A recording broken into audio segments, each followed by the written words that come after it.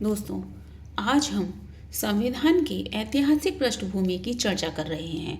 इससे पिछले वीडियो में भी हमने संविधान की पृष्ठभूमि की ऐतिहासिक पृष्ठभूमि की चर्चा की थी, जिसमें कि हमने कंपनी शासन के तहत बनने वाले अधिनियमों को चर्चा में लिया था।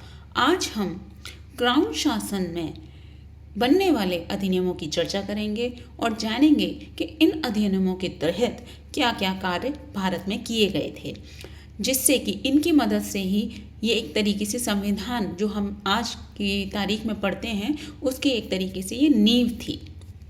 तो यहीं से हम शुरुआत करते हैं क्राउन शासन के तहत बनने वाले अधिनियमों की, जिसमें कि पहला जो अधिनियम बना था वो बना था 1858 में, जिसे भारत सरकार अधिनियम 1858 या सुशासन अधिनियम भी इसको हम कहते हैं, जिसे इंग्लिश में बात कहें तो गवर्नमेंट ऑफ इंडिया एक्ट 1858 के रूप में जानते हैं।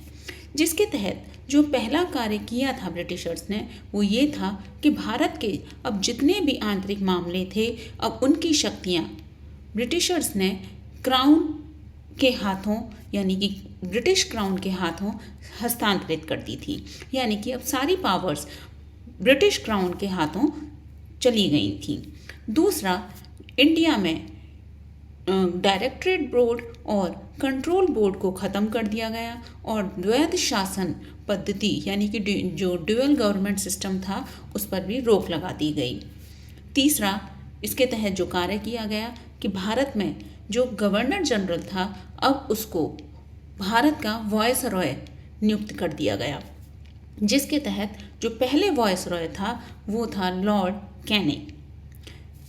इसके अलावा भारत में एक राज्य सचिव का नया पद बना दिया गया, जिसके तहत वह व्यक्ति ब्रिटिश संसद के प्रति रिस्पॉन्सिबल रहेगा यानी कि जिम्मेदार रहेगा और ब्रिटिश कैबिनेट का ही वह सदस्य हुआ करता था। भारत में भारत के राज्य सचिव की मदद के लिए सहायता के लिए भारत परिषद की स्थापना की गई, जिसमें 15 सदस्य नियुक्त किए जाते थे भारत राज्य सचिव की मदद के लिए।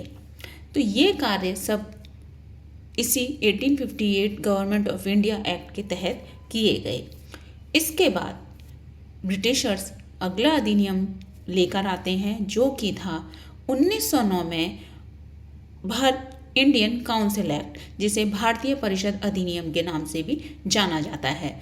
इसको दूसरा नाम हम मोर्ले मिंटो रिफॉर्म्स के नाम से भी जानते हैं। ये कभी कभी एग्जाम में इस नाम से भी पूछ लिया जाता है। जिसके तहत जो कार्य किए गए थे वो ये थे कि मोर्ले को सचिव बना दिया गया, सेक्रेटरी बना दिया गया और मिंटो को वायसरॉय नियुक्त किया गया। इसके अलावा इसमें जो अन्य कार्य थे वो मुस्लिम्स के लिए पृथक निर्वाचक क्षेत्र नियुक्त कर दिए गए।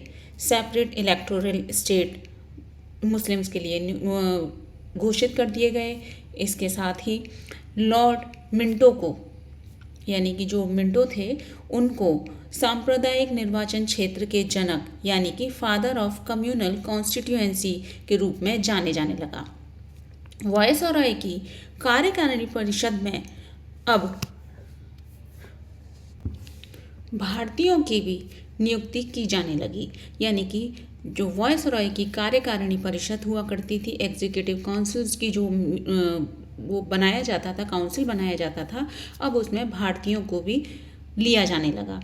जिसके तहत सत्येंद्र प्रसाद सिन्हा जो कि लॉ मेंबर्स के रूप में वायसरॉय की पहले भारतीय मेंबर बने, यानी कि एग्जीक्यूटिव काउंसिल के रूप में वो पहले भारतीय थे जो कि वायसरॉय की लॉ मेंबर के रूप में चुने गए थे।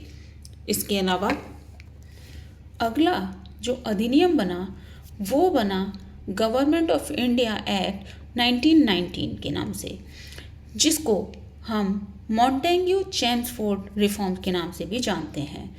यानी कि इसको हम गवर्नमेंट ऑफ इंडिया एक्ट 1919 के नाम से भी कभी कभी हमारे एग्जाम में पूछ लिया जाता है, और या फिर कभी मॉन्टेग्यू चेम्सफोर्ड रिफॉर्म के नाम से भी ये आ जाता है। जिसके तहत जो होने वाले कार्य थे, मॉन्टेग्यू को सचिव यानी कि सेक्रेटरी के रूप में नियुक्त किया गया और चेम्सफोर्ड को वायसरॉय के रूप में नियुक्त किया गया। इसके अलावा जो प्रांतीय विषयों के लिए द्विशासन शुरू किया गया, द्विशासन यानी कि ड्यूअल गवर्नमेंट सिस्टम, जो लोकल मैटर्स हुआ करते थे उनके लिए ड्यूअल गवर्नमेंट सिस्टम यानी कि द्विशासन पद्धति को लागू किया गया। इसके अलावा विस्तारित पृथक जो निर्वाचित क्षेत्र थे सिखों के लिए, भारतीय ईसाइयों के लिए, एंग्लो यूरोपियंस के लिए और यूरोपियंस के लिए नियुक्त किए गए, यानी कि अलग से विस्तारित निर्वाचन क्षेत्रों को भी इन लोगों के लिए बनाया गया। इसके साथ भारतीय महिलाओं को इस एक्ट के तहत, इस अधिनियम के तहत पहली बार मतदान का अधिकार मिला। और जो सबसे अंतिम जो कार्य हुआ इस अधिनियम के तहत वो ये था कि सिविल सर्विसेज की नियुक्ति के लिए या सिविल सर्वेंट्स की भर्ती के लिए पहली बार सेंट्रल पब्लिक कमीशन यानी कि सेंट्रल यूनियन पब्लिक कमीशन की स्थापना हुई, जो कि 1926 में की गई थी। तो ये वो कार्य थे जो कि इस अधिनियम के तहत किए गए। इसके बाद जो ब्रिटिशर्स अगला जो अधिनियम लेकर आते हैं वो था गवर्नमेंट ऑफ इंडिया 1935। इस अधिनियम के तहत अखिल भारतीय महासंघ का निर्माण हुआ, लेकिन अस्तित्व में ये कभी नहीं था। सिर्फ और सिर्फ ऑन पेपर ये महासंघ का निर्माण उन्होंने किया था, अस्तित्व में यानी उसकी कोई एग्जिस्टेंस नहीं थी। इसके अलावा प्रांतों में द्विशासन जो पद्धति थी उसको समाप्त करके प्रांतीय स्वायत्तता लागू कर दी और प्रांतों में द्विसदनीय शासन शुरू किया था, यानी कि शासन पद्धति को तो खत्म कर दिया, प्रांतीय स्वायत्तता शुरू की और द्विसदनीय शासन पद्धति शुरू कर दी थी प्रांतीय लेवल पे, यानी कि जो क्षेत्र टेरिटोरियल लेवल पर जो ड्यूअल गवर्नमेंट सिस्टम था वो ख़त्म कर दिया था, लेकिन ड्यूअल हाउस सिस्टम यानी कि द्विसदनीय शासन शुरू कर दिया था। इसके अलावा सेंटर में यानी कि केंद्र में द्वैध शासन पद्धति लागू की थी, यानी कि प्रांतों से हटाकर उसको केंद्र में स्थापित कर दिया था द्विशासन पद्धति को। इसके साथ ही दलित वर्गों के लिए सीटें आरक्षित की गईं, यानी कि रिजर्वेशन लाया गया। महिलाओं और श्रमिक वर्गों के लिए विशेष रिप्रेजेंटेटिव नियुक्त किए गए, यानी कि स्थापित किए गए।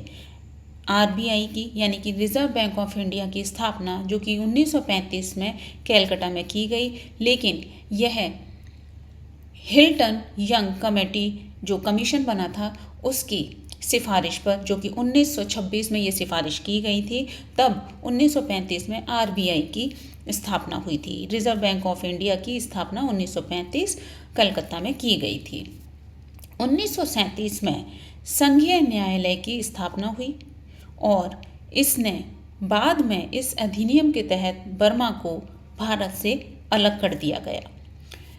इसके साथ ही ब्रिटिशर्स ने जो सबसे अंतिम जो अधिनियम उन्होंने प्रस्तुत किया, यानी कि सबसे आखिरी जो एक्ट बनाया, वो था भारत सरकार अधिनियम 1947, जिसे हम गवर्नमेंट ऑफ इंडिया एक्ट 1935 भी कहते हैं। इस अधिनियम के तहत लॉर्ड माउंटबेटन 3 जून 1947 में भारत को विभाजन पॉलिसी प्रस्तुत करते हैं, यानी कि संसद में या सदन में वो पहली बार विभाजन पॉलिसी को प्रस्तुत करते हैं, जिसके तहत कांग्रेस और मुस्लिम लीग उस विभाजन पॉलिसी को स्वीकार करती है और उसको लागू भी कर देती है, जिसके चलते 15 अगस्त 1947 को भारत आज़ाद हो जाता है, इंडिपेंडेंट हो जाता है और भारत को इंडिपेंडेंट एंड सोवरेन स्टेट घोषित कर दिया जाता है, यानी कि भारत को स्वतंत्र और संप्रभुत्व राज्य के रूप में घोषित किया जाता है। इसके साथ ही लॉर्ड माउंटबेटन भारत के पहले फर्स्ट गवर्नर जनरल के रूप में नियुक्त होते हैं। भारत में राज्य सचिव का पद समाप्त कर दिया जाता है और सबसे आखिरी जो कार्य हुआ था इस अधिनियम के तहत वो ये था कि जो 1946 में जो भारत की संविधान सभा गठित हुई थी, अब उसको भारतीय डोमिनियन की संसद बना दिया गया था। तो ये इस तरीके से क्राउन शासन के तहत ये अधिनियम आए थे और ये उन अधिनियमों के तहत किए गए कार्य थे। अब इसके आगे हम संविधान से अगली जो चर्चा करेंगे वो अगली वीडियो में करेंगे। जब तक आशा करती हूँ आपको इतना समझ में आया होगा और ये रेलिवेंट इन्फॉर्मेशन है जो कि एग्ज़ाम के पॉइंट ऑफ व्यू से इम्पॉर्टेंट भी है। धन्यवाद।